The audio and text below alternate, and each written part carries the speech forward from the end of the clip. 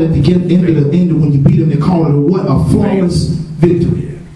Okay. What that means is you have to understand that in this type of game, you had you on one side and the person you was fighting, the computer on the other side. Or if you was playing two-player, you had another person with that joystick on the other side. And under your name, under your character, there was some notches, and if it was full, just like a gauge, okay, and the other person had a gauge to let you know how much energy you had. Okay.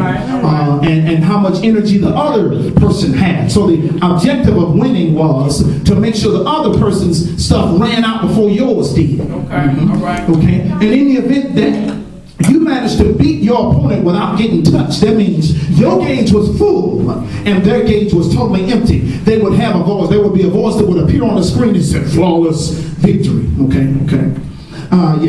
Now let me tell you, that's a game. That's not real life. It's rare in real life that we go through a fight, that we go through a trial, we go through a test, we come out unscathed. It's rare. Even boxers in boxing matches, it's very, very rare. I know Floyd Mayweather is supposed to fight Sugar Shane Mosley, or they either already fought last night. I don't know when the fight is, but I know the fight is coming up. But it's rare. I don't care how bad you are.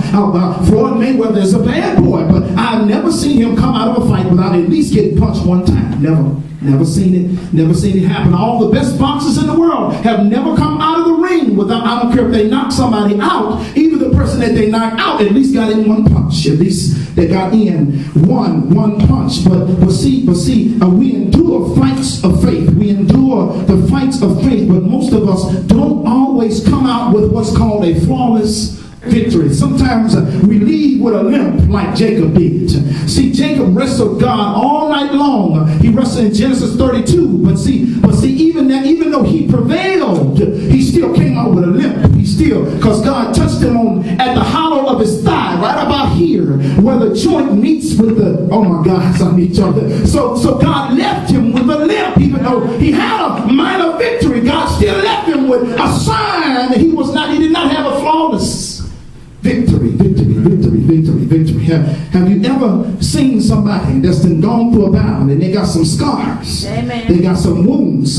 In this room, there's a couple of people. There's a few people that have been through some battles in their life, and they got some scars and they got some wounds. Now, there's a difference between a scar and a wound. See, a scar is a surface thing, but a wound is a thing that's under the surface. Oh my goodness. There's a big difference between a scar and a wound. But see, all of us have battle scars and war wounds. Oh my goodness. But see, not just in the physical, but in the spiritual, we got battle scars. And in the spiritual, we got war wounds. It seems impossible for God to bring us out sometimes. But see, God will bring us out. And it's possible for God, when he brings us out, that we not look like what we have been through. Oh my God, I really need y'all to get this.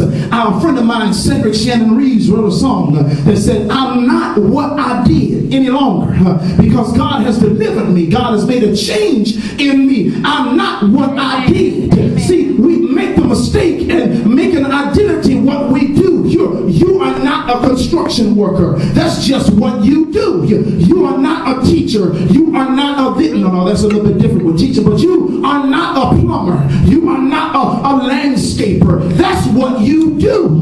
You are a Christian. That is who you are. There's a big difference between who you are and what you do. You have to be able to make that difference and understand that dichotomy is when you live your delivered life, is that you're not what you do. You are not what you did anymore. All right. See, that's why Thomas Whitfield said, the blood he shed for me changed my name. And ever since that day, my life has never been the same. He said, thank you for the blood. The blood changed my identity. Thank God. And that's why I can say, I'm not what I did. I might have did that thing. I might have smoked weed, but I'm not that anymore. Oh my God. I might have fornicated, but I'm not that anymore. I might have drank, but I'm not that anymore. Because of the blood of Jesus, I'm not what I did. Then he said and brought another song that said, I look back in the mess and I wasn't there. Oh my God. I remember the mess I was, and I look back where I was from the position of